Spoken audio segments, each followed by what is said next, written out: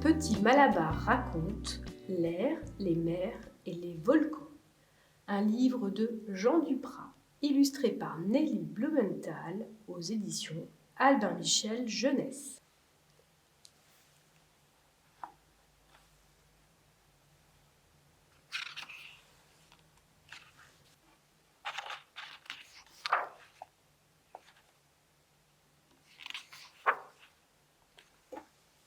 L'air, les mers, les volcans. Petit Malabar raconte l'air. Mais qu'est-ce que c'est? Il souffle dans les arbres. C'est l'air que je respire.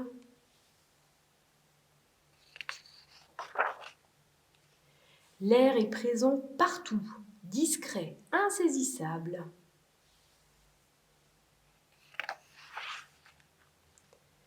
Quand la Terre s'est formée, l'air ne l'entourait pas. C'était une boule de roche sans aucune atmosphère.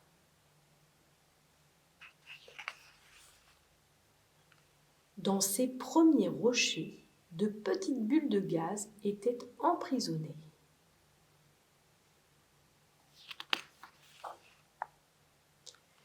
Une à une, ces roches se sont modifiées. Les bulles de gaz piégées ont été libérées.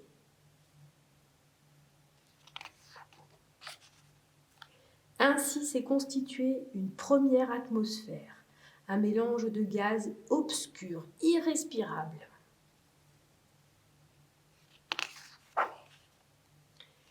Puis vinrent les océans, et dans leurs flots poussèrent des bactéries.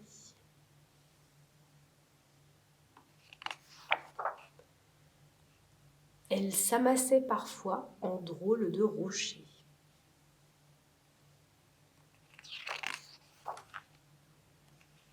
Ces premières bactéries ont transformé l'atmosphère avec une goutte d'eau, un rayon de lumière, et hop, elles ont relâché des bulles d'oxygène.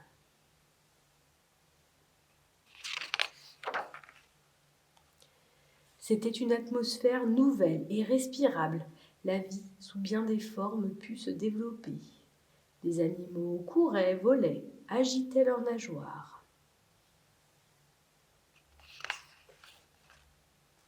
Il est temps de dormir, mon petit Malabar.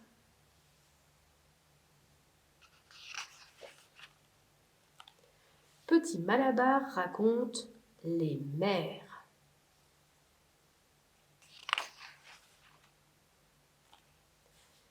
Mais qu'est-ce que c'est? C'est immense et tout bleu.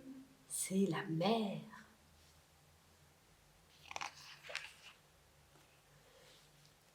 Comment les océans se sont-ils formés?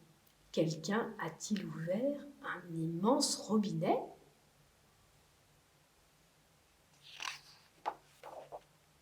Au début, la surface de la Terre était sèche, un immense désert de roches et de poussière.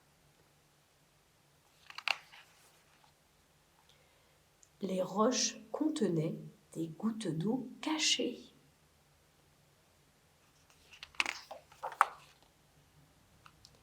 En chauffant, en fondant, ces roches les relâchèrent, les gouttes ruisselèrent en torrents, en rivières.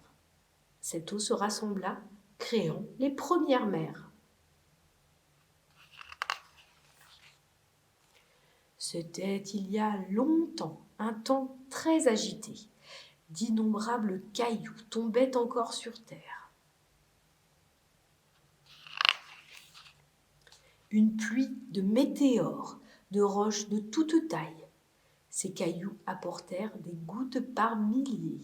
À partir de cette eau, les océans sont nés.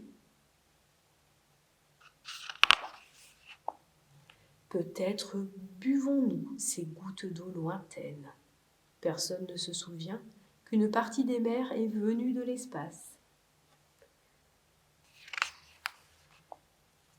Les premiers océans restent mystérieux. La vie s'y développa, mais ce fut bien plus tard. Il est temps de dormir, mon petit Malabar.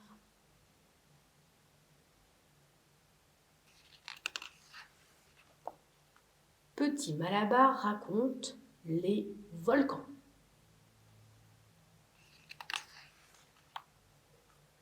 Mais qui est-ce? Il crache de la lave. C'est un volcan.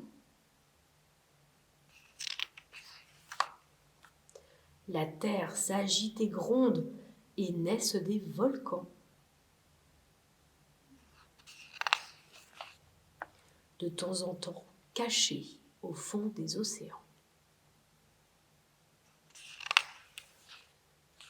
Sous terre, il fait très chaud à grande profondeur. Les roches sont comprimées. Elles forment le manteau. Posée sur ce manteau, la croûte terrestre glisse.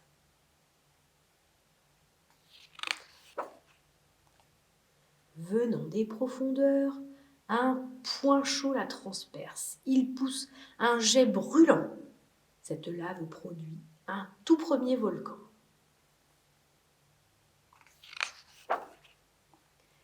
La croûte se déplace, emporte le volcan.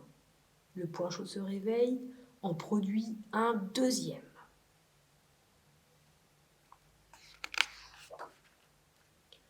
Leurs sommets apparaissent à la surface de l'eau.